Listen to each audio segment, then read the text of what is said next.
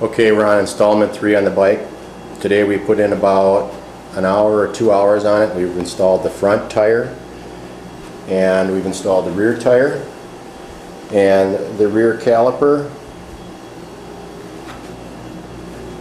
and we're working on the front caliper. The front installation of the tire went fine. Some of the issues that we had were didn't really give us any instructions on how to get the speedo section in here, and I think there's supposed to be a tab up here that holds this from spinning. I got to check on that yet.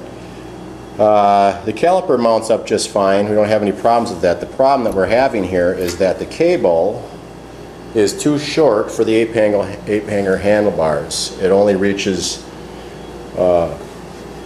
around. It wouldn't barely even mount on the left side, but it's supposed to go on the right hand side, and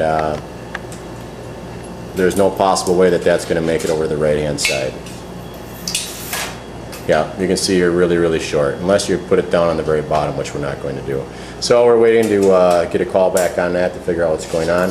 The front fender lines up pretty well. We had to push on the back portion of the fender back here to get it so that there was even across the back side of the tire. So until we hear back from the guy about the caliper, we're not going to be able to do anything more on that. Then we went over here and we installed two things that we installed. We installed the brake lever, the rod for the brake lever. Also, we installed the front spring, which you're going to have to bend and put through a really small hole up here in the front where his thumb is.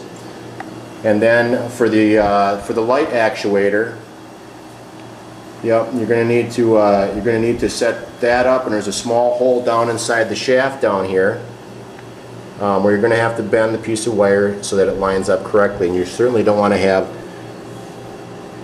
this pulling on it too hard, or your light will stay on the entire time. There's also an adjustment right here with the nuts. You can adjust it in and out if you don't get it quite correct. The other thing that we've done is we've installed the rear tire, as I mentioned earlier, along with the rear caliper. This little setup right here going to need a little bit of work, but you can set this master cylinder on the top, bolted up on the top of this, or on the bottom of it here. It seems to be a little bit better and easier access to have it underneath. Even though they talk about clearance issues, I don't think that we'll be leaning the bike down at about a 45-degree angle when we're turning corners, so I don't see that being an issue.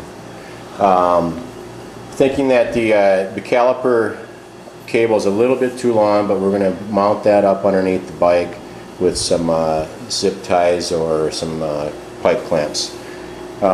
This back tire section is going to be kind of a nightmare when you get to it. You're going to have spacers. You're going to want to have the short spacer on the disc brake side and the big spacer on the drive side.